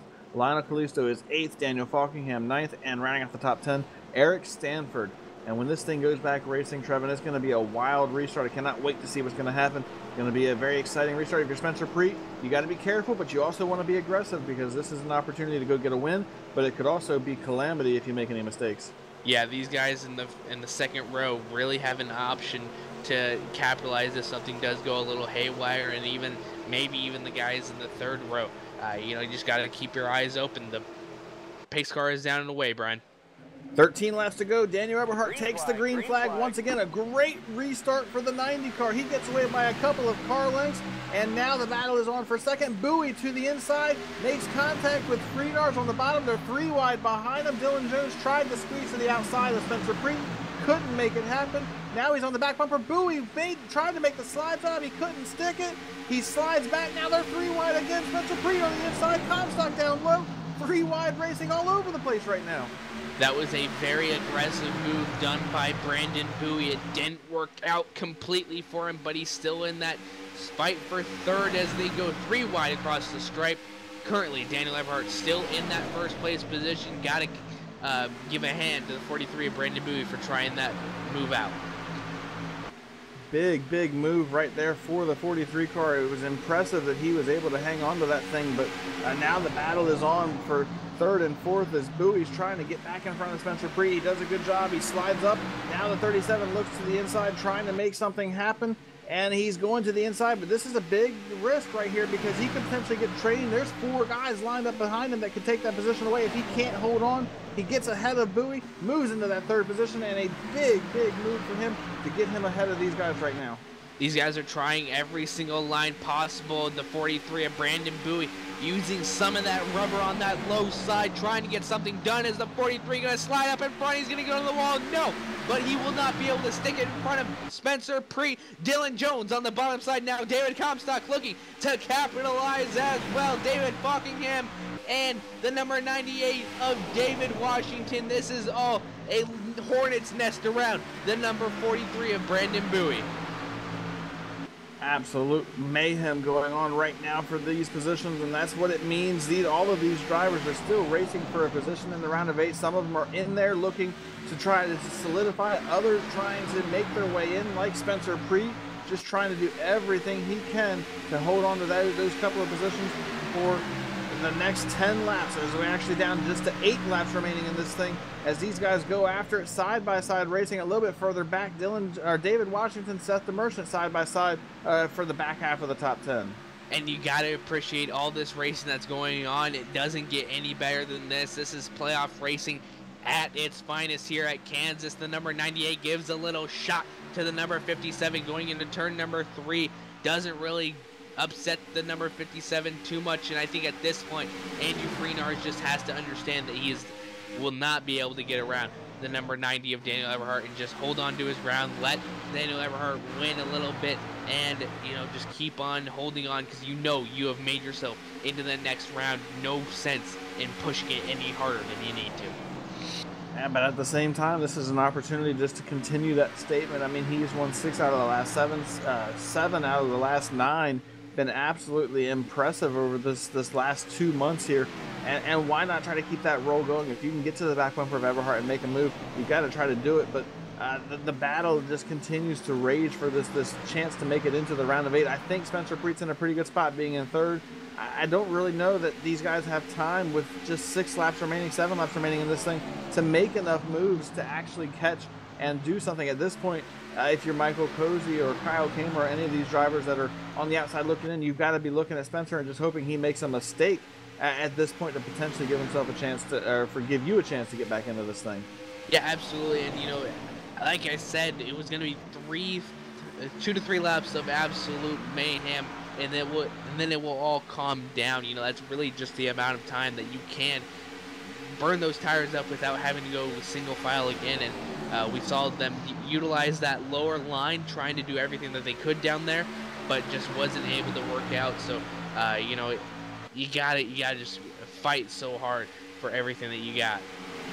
5 laps remaining here at Kansas. Daniel Eberhardt has a 0.3 of a second advantage over the 88 of Andrew Freenars. At this point, if we were to see a caution, this thing would not go back green. So this is the conclusion of this race, whether we like it or not. This will be it. If we get a caution, it's over. If not, we're going to the finish. Daniel Eberhardt just wants to see the white flag so that he knows he has just a 1.5 mile trip around this track to secure his second points-paying win of the season and secure himself a spot in the round of 8. He's opening that gap up now to 3.5 tenths over the 88 of Andrew Freenars, and he's just got to be flawless at this point. He has been so good, Eberhardt has, at not getting up into the wall, not making any mistakes. Now, with just 4 laps remaining in this race, you have to continue that roll.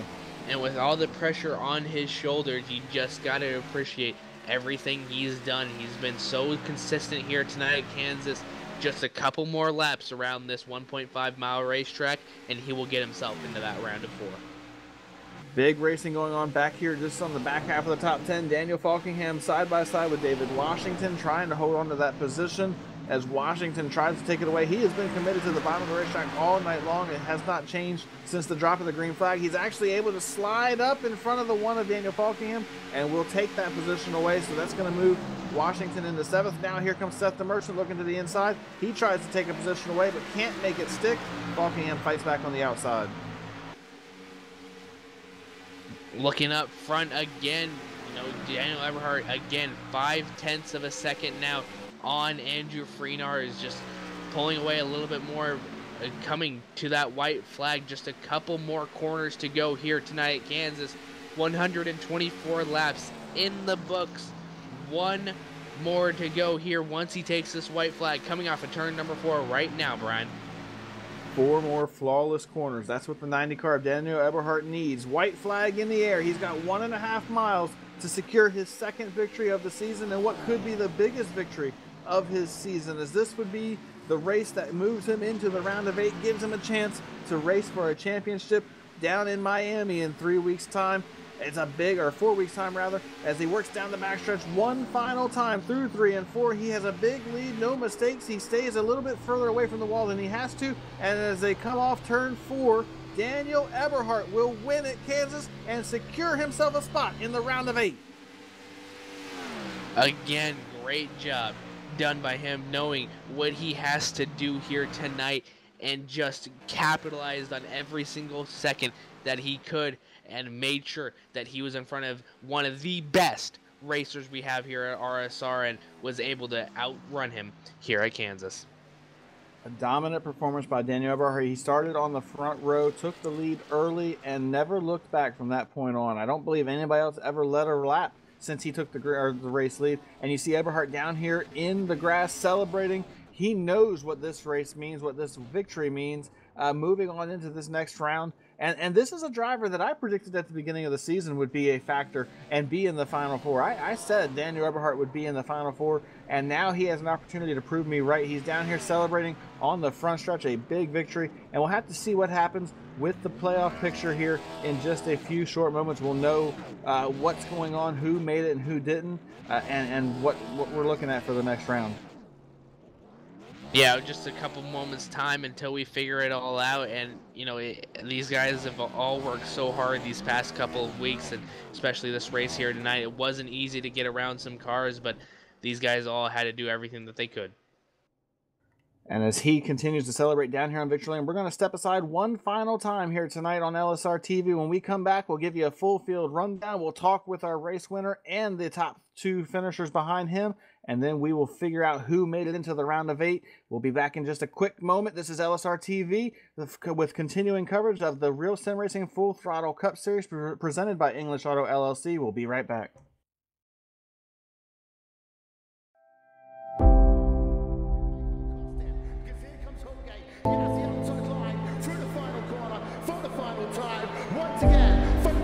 Here of the Indianapolis Motor Speedway. Will it be Tim Hogan? It's going to be Christopher DeMary at the line.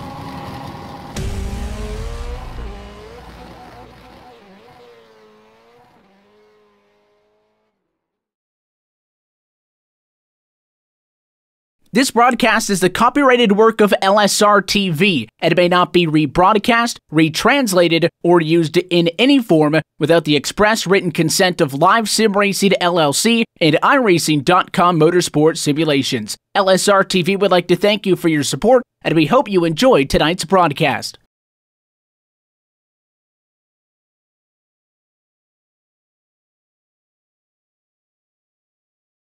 Welcome back to LSR TV's continuing coverage of the RealSimRacing Full Throttle Cup Series presented by English Auto LLC.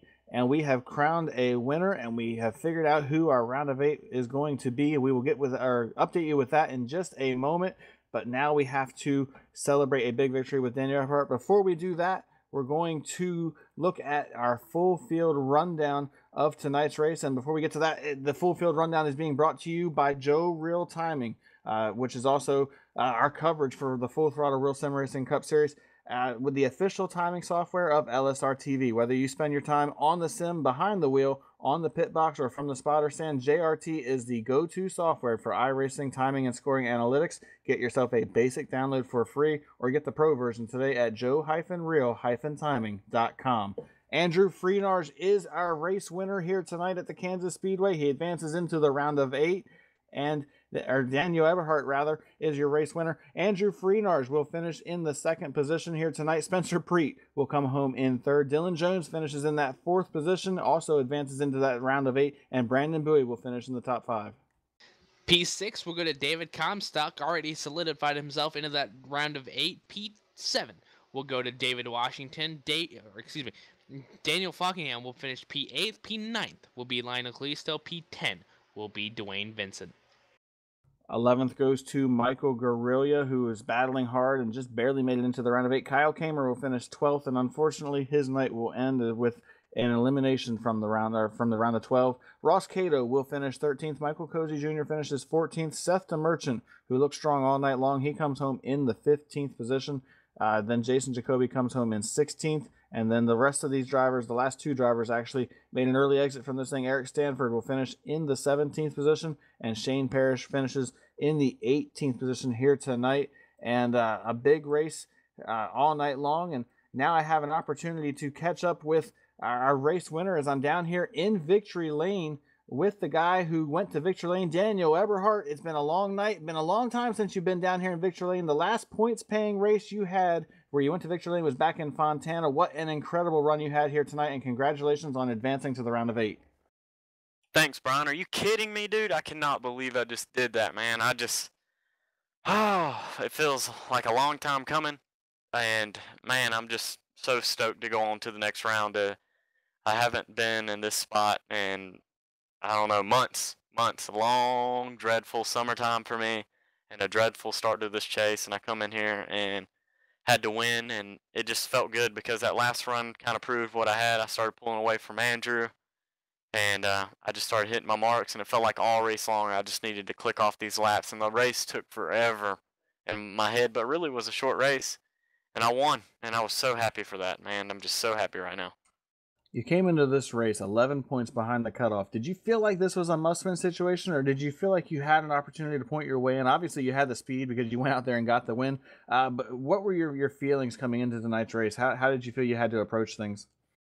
I'm really not sure. I was looking at the points, and I was like, man, I have a mathematical chance, but Cozy and Preet were really good all season long. So I knew I had to knock one of them out to try to get in, and also my teammate Kamer. I felt bad for him, but I knew that it was going to either come down to that. But I came into this race at Kansas, and I wanted to win, and that's the way I look at it. And I want to win every single week, but I really wanted to win tonight to prove, hey, I can still run with these guys and can still do it. And we had a 10-second lead at one time, so it was so amazing to me just the night I had, just how consistent I was on the racetrack, and just how me and Andrew just pulled away from the field. And at the first run, I felt like Andrew was a little quicker. The second run, I felt like we were about even. In the third run, finally, that last run right after that last caution, I just kind of pulled away after the laps started setting in. So I felt really good all race long. Well, and now that you've gotten past the concern of getting into the round of 8, now the mission becomes getting to Homestead. You've got 3 weeks to make it happen between Martinsville, Texas, and Phoenix. Obviously, you haven't had the season you've been looking for, but does this give you the momentum boost that you need to get a good run here possibly get a victory at one of these next 3 races and make it to Miami with a chance to win the championship? Well, I'm looking good. Looking forward to Texas. Texas is a fun racetrack. It's kind of like Kansas a little bit, except you're on the bottom the whole time, and it's a mile and a half. And I'm pretty good at the mile and a half racetracks. But Martinsville, I've been good there, but usually you get caught up in somebody else's business there. And Phoenix is a iffy track because it's kind of like it wants to be a mile racetrack like New Hampshire or something, but then it turns into tight corners like Martinsville and turn 3 and 4 and 1 and 2. So it's just a whole 3 different corner track with that back straightaway with the dog leg and everything in it. So going into Phoenix is probably going to be a tough race in Martinsville, but I feel like Texas is where I can prevail at. Well, congratulations on your win here tonight, Daniel. Before we let you go, sponsor shout-outs. Who makes it happen for you on that 90 car? I got to thank all of Aegis, man. It was just a team effort tonight with me. You know, just everybody trying to keep me calm and just counting the laps down for me. People back in 10th, 15th place tonight, like Ross Cato and stuff like that, were counting down laps for me, and it just felt like everybody wanted to see me prevail tonight, and I was very gracious for that. And I got to thank everybody there, Dave, Andrew, let's see, Ross, Kamer, Eric, everybody at Aegis. It just felt good to be back on top, and I got to thank the good Lord above because for him, none of this would be possible. My girlfriend who sits at home watching these races each and every week, and you guys for what y'all have done this season through the controversy and everything that's gone on. Y'all stuck through it, and thanks for putting on a great season. Well, thank you for that, Daniel, and congrats once again on your victory here tonight. And we look forward to seeing you next week at Martinsville. Thank you, Brian. That's our race winner. A very ecstatic driver gets his first victory since Fontana all the way back in March. He started off the season with 2 wins in the first 3 races and then had a very big dry spell, but he gets back to it right at the perfect time. Now, Trevin, you've caught up with our second place finisher down on pit road. The guy who doesn't finish second very often, but he does do it here tonight. Andrew Freenarge is in second. Down here on pit lane with the number 88, Andrew, coming into tonight knowing you're already into the next round. What was really your mentality going in? Just go out, have fun. Really, go out there and, see what we could do. Not really a lot of practice this week, but, really all I can say is go have fun. I mean, there was no expectations tonight, and I really can't even say much else about it. Yeah, absolutely. You had a great run in second place for the majority of the night. Really consistent. We're going to be asking all these drivers this question, but going into the next round, you got Martinsville, you got Texas, you got Phoenix. What is really the track that you're feeling the most confident at? 100% honesty, I love all 3 of them. I feel like all 3 can come out and win. So there's not one I'm picking out. I love Martinsville. Texas was really where I broke out and started finding speed in this iRacing sim, and Phoenix has always been good over the past few years. So looking forward to all 3 of them. And we're looking forward to all 3 of them too. And really, what are you looking forward to at the end of this thing to help get some momentum for next year's RSR Full Throttle Cup Series?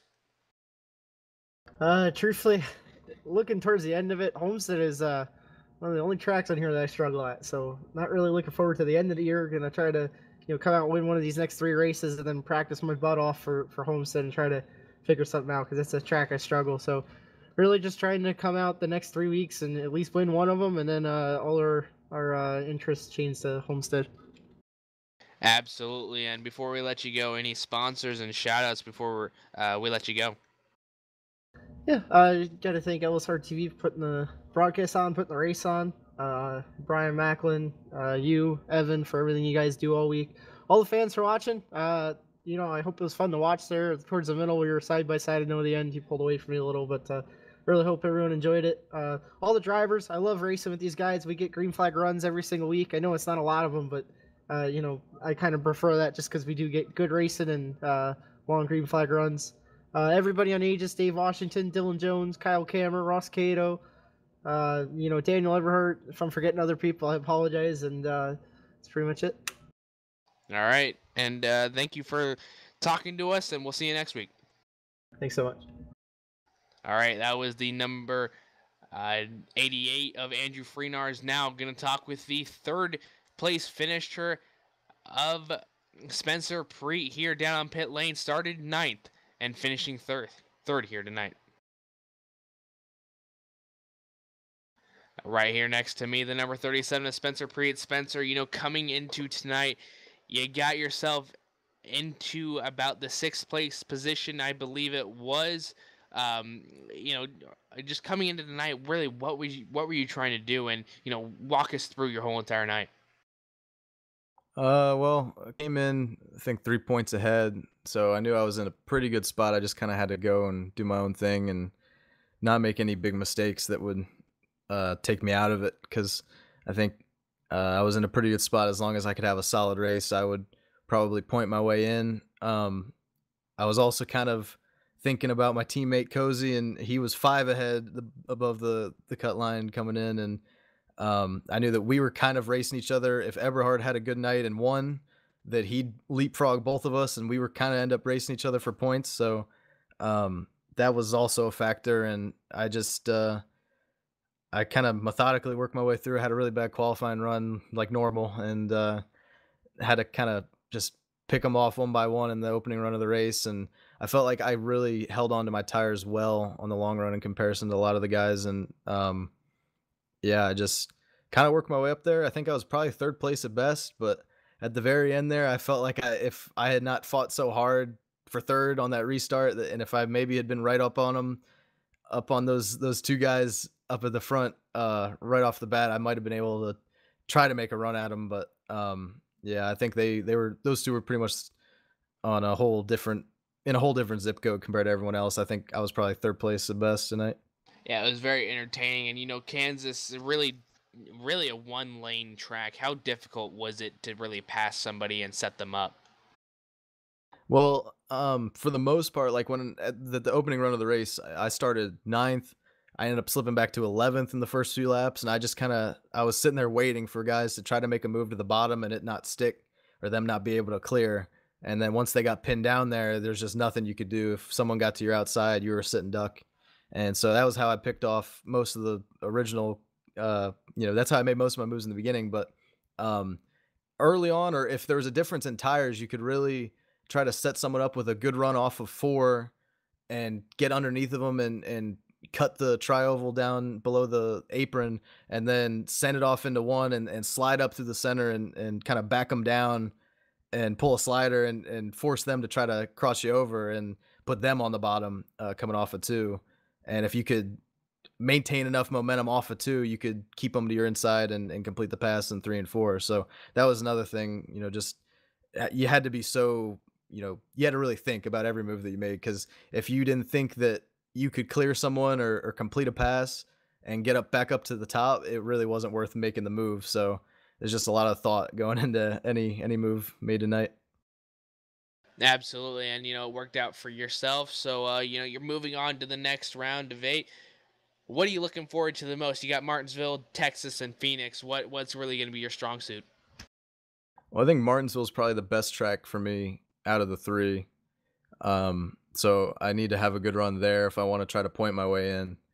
And Phoenix is also a pretty good track for me. I had a decent run going when we went there the first time this season, but kind of made a bad call on pit strategy, and I finished a little bit worse than I should have. So Martinsville and Phoenix are the ones I'm looking forward to. Texas is it's another one of the 1.5 miles where I guess if I practice hard enough, I can get pretty good, but I think I'm still like in a situation where I'm probably gonna be running 3rd to 6th place all race. I think Andrew and some of those other guys are in a whole nother level on the 1.5 miles. So my 2 strongest tracks in this next round are going to be Martinsville and Phoenix. And we're looking forward to it. And before we let you go, any sponsor shout-outs? Who gets the job done for that Spencer Preet team? Everyone that's keeping this league alive, and you guys are putting on the broadcast. Cozy being a good teammate all season, sticking it out with me on our Super Speedway, or the remains of Super Speedway Cup team, and him and his stream, and everyone watching. And thank you guys again for putting on a great broadcast. Absolutely, and we'll see you next week. Thanks for talking to us. Thank you. See you then. That was your 3rd place finisher, Spencer Preet. Brian, back to you. I can't really say too much about tonight other than just wow. What a race we had tonight, Trevin, and what an absolute battle we saw these guys going through all night long. And Daniel Eberhardt rising to the occasion to get the win he needed to advance into the round of 8. And now that we're at that, we can go ahead and confirm who our 8 drivers are going to be moving into the round of 8 with an opportunity to make it to Homestead to race for a championship. Andrew Freenars, David Comstock, and Daniel Eberhardt all, of course, went to the round of 8 by virtue of winning during this most recent round. The rest of these guys pointed their way in. Dylan Jones made it in. Brandon Bowie, Michael Guerrilla, Spencer Preet, and Daniel Falkingham. Daniel Falkingham made it in, and actually made it in pretty convincingly. He got 11 points over Michael Koji Jr. Michael having that issue towards the end of the race, getting spun out. He was not able to recover, and those points cost him. The 4 drivers, Trevin, that are not going to make it: Michael Cozy Jr., of course, Kyle Kamer, Lionel Kalisto, and Dwayne Vincent. 4 very competitive drivers, but nonetheless did not make it into this round. What do they have to do for the rest of the season to try to just make a positive note for the end of this thing? Well, these guys just have to keep on being so consistent and minimizing mistakes. We talked about it all season long, and we're going to be talking about that all playoffs long. Really, that's going to be the one point to how you get yourself a good win and how you get yourself into the Final Four and into victory lane on Homestead Miami night. So, you just got to watch out for those and continue to press on. Absolutely, and just have to wait and see how this thing plays out. I'm very excited about this last round heading into Homestead. It's going to be a very competitive round, and 4 drivers are going to be going on to race for a championship. 4 drivers are going to have their hopes dashed, but after 125 laps of action, we have crowned Daniel Eberhardt as our winner, and we know who the 8 drivers are that are moving on to get a chance to race for the championship in Miami in just a few short weeks. We are down to the final 4 weeks of action, and now is when the intensity will really ramp up. A win in any of the next 3 races will guarantee someone a chance to race in the final 4 at Homestead, so the next 3 races may be the most exciting yet. And if you don't want to wait until next Monday for more action like you saw tonight, you can visit www.livesimracing.com to see our schedule for the week. There's a lot of action coming up this week, so definitely tune in throughout the week. This concludes our coverage of the Real Sim Racing Full Throttle Cup Series presented by English Auto LLC. Huge thanks must go to Trevin Valderrama for stepping in and helping me in the booth tonight. As always, the biggest thanks go to our producer, who we could not even begin to put on the show without, Mr. Brett Wheeler, down there pushing the buttons every single night. And for everyone back at LSR TV, Mr. Evan Pasoko, Laura Lawson, DJ Line, and our entire commentary team, I am Brian Macklin. We look forward to having you, as always, next Monday night, live from LSR TV at 9:30 Eastern. Good night, everybody. The following is a special presentation of iRacing on LSR TV, your home for sim racing.